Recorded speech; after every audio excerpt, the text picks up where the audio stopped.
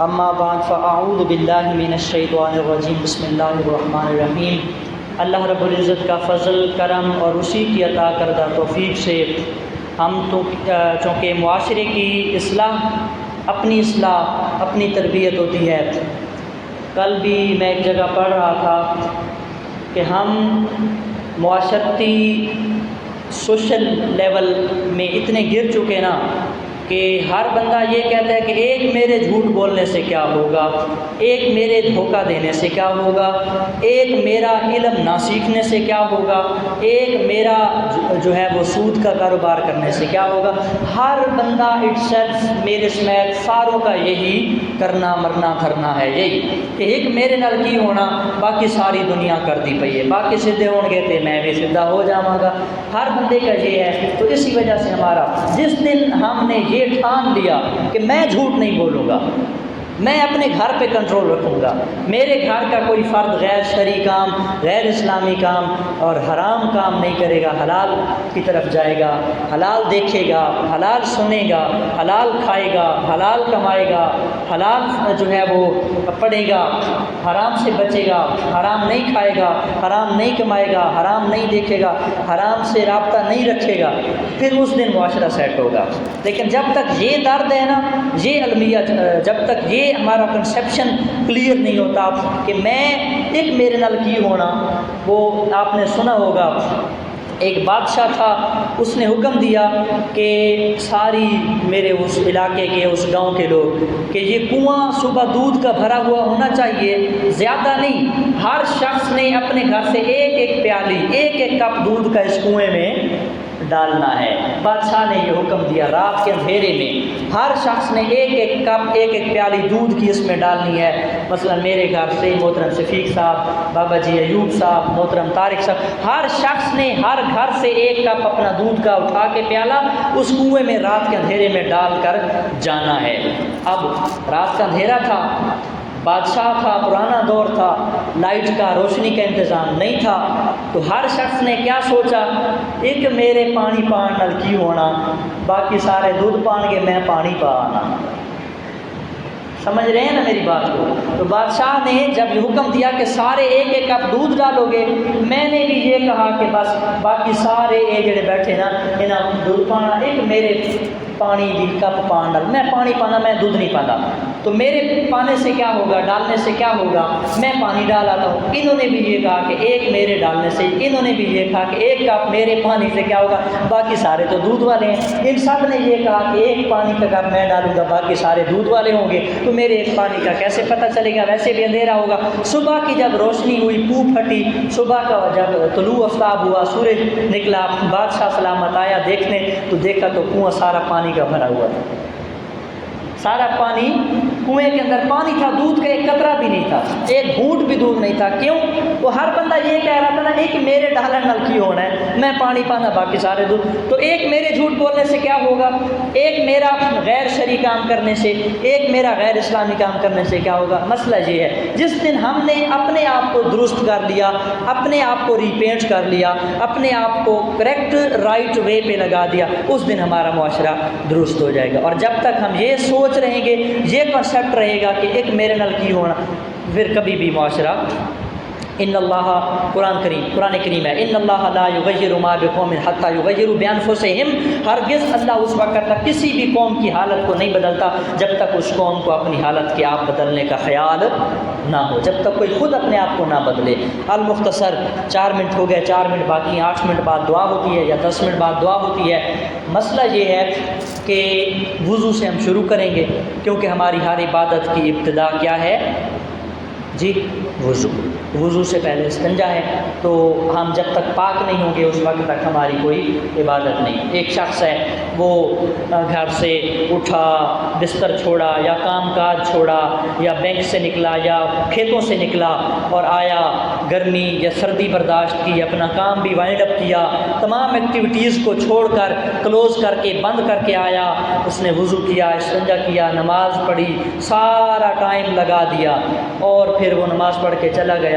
اور اگر کوئی دیکھنے والا موجود ہو وہاں پہ تو وہ دیکھے اس کا تو وضو بھی ٹھیک نہیں ہے، تو کیا خیال ہے؟ پھر افسوس تو ہوگا نا کہ اتنا زیادہ اس نے ٹائم نکالا، ساری چیزیں کی ہیں، اس کا وضو ہی درست نہیں ہے، اس کو پھر اگلی نماز کا ثواب کیسے ملے گا؟ کہ ایک بندہ پاک ہی نہیں ہوا تو ناپاکی کے عالم میں وہ نماز پڑھ گیا تو ثواب کے بجائے عذاب ہوگا۔ اس لیے ہماری ہر عبادت کی ابتدا، ہمارا ہر نیک کام سٹارٹ ہی وضو سے، اللہ کے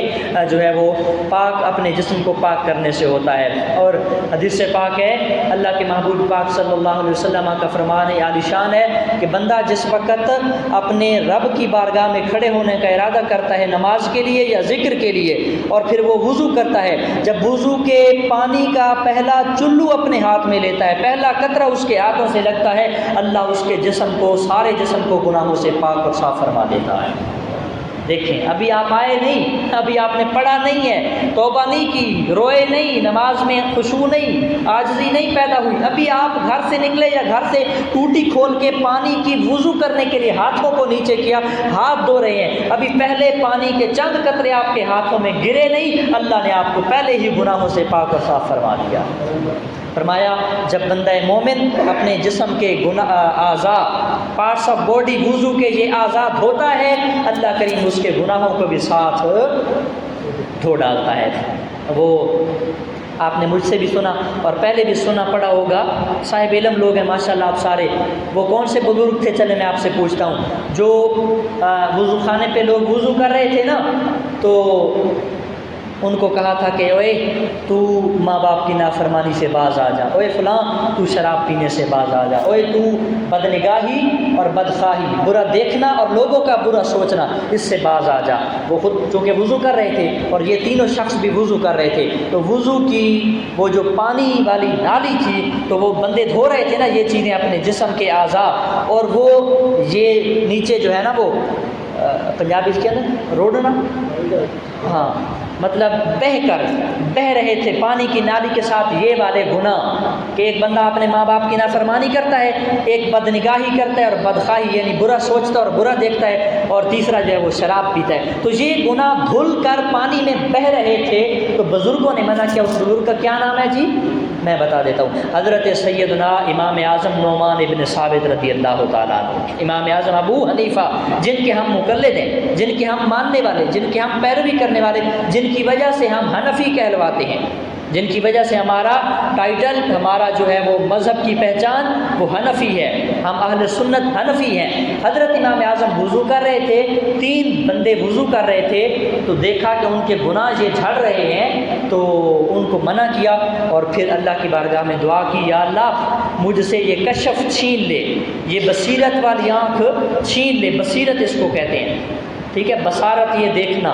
ویزیبل چیزیں، نظر آنے والی چیزیں، انگلش میں ویزیبل، نظر آنے والی چیزیں، عربی میں بصارت، یعنی آپ یہ ساری چیزیں دیکھ رہے ہیں، میں آپ کو دیکھ رہا ہوں، آپ مجھے دیکھ رہے ہیں، یہ بصارت ہے۔ اور بصیرت کیا ہے؟ کہ آپ کے دل کے خیالات یا آپ کے ذہن میں جو مائنڈ فلم چل رہی ہے، یا میرے مائنڈ میں جو چل رہا ہے، یا جو آپ سوچ رہے ہیں وہ میں جان لوں یا آپ میں سے کوئی جان لے، اس کو کہتے ہیں بصیرت۔ کیا کہتے ہیں؟ بصیرت۔ حضور کا فرمان ہے نا، اتقوا فراست المومن فإنه ينظر بنور اللہ تعالی، لوگو اللہ کے مومن بندوں کی فراست سے ڈرا کرو، کیونکہ جو مومن ہوتا ہے وہ اللہ کی عطا کردہ نور کی طاقت سے لوگوں کے دلوں کے حال کو بھی دیکھ رہا ہوتا ہے، ٹھیک ہے۔ تو یہ چونکہ ہمارے اس موضوع کے مطابق باتیں ہیں، جو مطالعہ اسٹڈی میں نے کیا وہ تو انشاءاللہ پھر اب کل ہی ہوگا، تو حضور نے فرمایا کہ مومن کی فراست سے بچو۔ کیا مطلب؟ کہ مومن اللہ کے نور سے دیکھ رہا ہوتا ہے، مومن کو پتہ ہے کہ اس کی پیشانی پہ کیا لکھا ہے، وہ حقیقی مومن، ساڈے آر مومن نہ ہوئے نا، اسی مسجد حاجی نمازی تے باہر وہی پھر سود کرنے والے تھے، جھوٹ بولنے والے تھے، دھوکہ کرنے والے تھے، برا سوچنے والے تھے، غیبتاں کرنے والے تھے، چغلیاں، سارے جہان دی عیب تے برائیاں پھر ساڈے جدو مسجد اسی آنے، تو ہم ایک لمحے کے لیے مسلمان ہوتے ہیں اور ایک لمحے کے بعد ہم پھر کوئی پتہ نہیں کیا ہو جاتے ہیں۔ تو آج سوچنے کی ضرورت ہے میرے بزرگوں اور میرے دوستوں، یہاں منبر مصطفیٰ پہ کھڑے ہو کر نہ تو کرٹیسائز کرتا ہوں یعنی تنقید کا نشانہ نہیں بناتا، اور نہ اپنا علم جھاڑ رہا ہوں کہ میں بڑا عالم ہوں تو تسی کچھ نہیں تمہیں پتہ، نہیں، ہرگز نہیں، اللہ جانتا ہے، اللہ جانتا ہے، پکی بات ہے۔ نہ دنیاوی لالچ ہے اور نہ کسی سے کوئی میں داد یا امداد کا طلبگار ہوں کہ داد ملے گی اور امداد ملے گی یا کریڈٹ ملے گا، پروٹوکول نہیں، اللہ سے جزا یہ ملے گی کہ اگر میری وجہ سے کسی مومن بھائی بزرگ کا وضو درست ہو گیا، نماز درست ہو گئی، اسی صدقے اللہ میری بخشش فرما دے گا۔ بس یہ اب وہ کہتے ہیں نا کہ جس کے دل میں آئے وہ پائے روشنی، ہم نے تو دل جلا کے سر راہ رکھ دیا، ہم تو اپنا دل جلا کے رکھ رہے ہیں، اب آپ کی مرضی ہے کہ یہ میرا سودا لیں اور اس پہ عمل کریں اور اپنے آپ کو درست کریں۔ کہ ایک شخص ہے کہ اس کی 80 سال 50 سال 40 سال عمر ہو گئی، انہوں وضو کرنا ہی سیدھا نہیں ہوتا، تو پھر افسوس کی بات ہے نا، افسوس کی بات ہے۔ آپ میرے بزرگ ہیں، میرے محترم ہیں، میرے لیے رسپیکٹڈ ہیں، آنریبل ہیں، میں زیادہ تو نہیں بول سکتا، یہی کہہ سکتا ہوں نا کہ افسوس کیا جا سکتا ہے کہ ایک شخص مسلمان ہے، مسلمانوں کے گھر پیدا ہوا، کلمہ نبی کا لا الہ الا اللہ محمد الرسول اللہ پڑھتا ہے، اور اس کو 40 سال بعد بھی وضو کرنے کا طریقہ یا نماز ادا کرنے کا طریقہ سیدھا نہیں آتا۔ تو اب تکبیر اولیٰ کا مسئلہ میں نے وہ حدیث سنائی کل، جو ہمارا ترتیب وائز ٹاپک تھا وہ سنائی، تو بہت سارے لوگوں کو کنفیوژن کا شکار ہو گئے، پریشان ہو گئے، وہ ڈاؤٹ میں پڑ گئے کہ یہ تکبیر اولیٰ کیا ہوتی ہے، یہ تو ہم نے کبھی پڑھی نہیں ہے، حالانکہ بہرحال بس اب چپ ہی بہتر ہے۔ تو میں بات کر رہا تھا، امام اعظم ابو حنیفہ نعمان بن ثابت وضو کر رہے تھے، 3 بندے، ایک شرابی، ایک والدین کا نافرمان اور تیسرا لوگوں کا برا چاہنے والا اور برا دیکھنے والا۔ تو کہا توبہ کر لو، تمہارے یہ گناہ ہیں۔ تو ان کی آنکھوں میں آنسو آئے، اور پھر امام اعظم ابو حنیفہ نعمان بن ثابت ہمارے امام نے اللہ کی بارگاہ میں دعا مانگی، یا اللہ مجھ سے یہ کشف، مجھ سے یہ بصیرت چھین لے، کیونکہ میں تو تیرے بندوں کے عیبوں پر واقف ہو رہا ہوں، تیرے بندوں کے عیب مجھ پر مطلع ہو رہے ہیں اور مجھے اویئرنس مل رہی ہے، مجھ سے یہ طاقت چھین لے۔ اللہ نے پھر سلب کر لی، چھین لی وہ طاقت۔ تو حضور نے فرمایا کہ جو بندہ وضو کرتا ہے، جو جسم کا حصہ دھوتا جائے گا، اسی جسم کے حصے کو اللہ گناہوں سے پاک فرماتا جائے گا۔ یہ وہ حدیث میں نے اس کی تائید میں کوٹ کیا ہے حدیث کو، ٹھیک ہے، جو حدیث میں نے بیان کی کہ حضور نے فرمایا کہ وضو کے اعضاء جب دھوو گے تو اللہ تمہیں گناہوں سے پاک کرتا جائے گا، اور گناہ ایسے جھڑتے ہیں جیسا کہ یہ مثال سے بھی، ایگزامپل سے بھی آپ کو پتہ چل گیا۔ انشاءاللہ زندگی باقی ہے،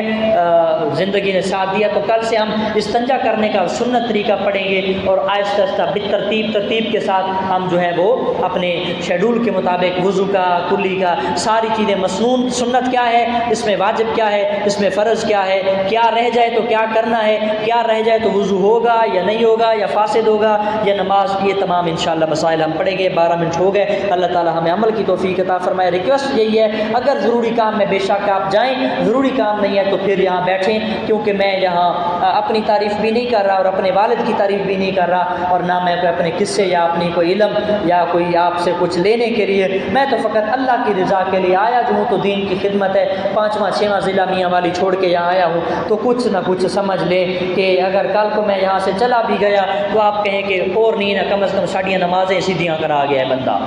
ٹھیک ہے۔ تو یہ نہ سمجھے میں آپ کا بھائی بھی ہوں، آپ کا بیٹا بھی ہوں، آپ کا پوتوں جیسا ہوں کہ 25-26 سال میری عمر ہے ساری، تو آپ میں سے کوئی یہ نہ سمجھے کہ ہمیں تو آتا ہے طریقہ، ہم تو کر لیتے ہیں۔ تو یہ مقصد نہیں ہے کہ آپ کو نہیں آتا تو میں سکھانے آیا ہوں، نہیں، سکھانے نہیں آیا، یہ تو اپنی اصلاح ہے، میری بھی اصلاح ہے۔ کئی ایسی چیزیں ہیں جو آپ مجھے بتائیں گے، کئی ایسی چیزیں ہیں جو مجھ ناقص العلم طیب جامی کے پاس ہوں گے، آپ کو بتاؤں گا۔ اللہ تعالیٰ عمل کی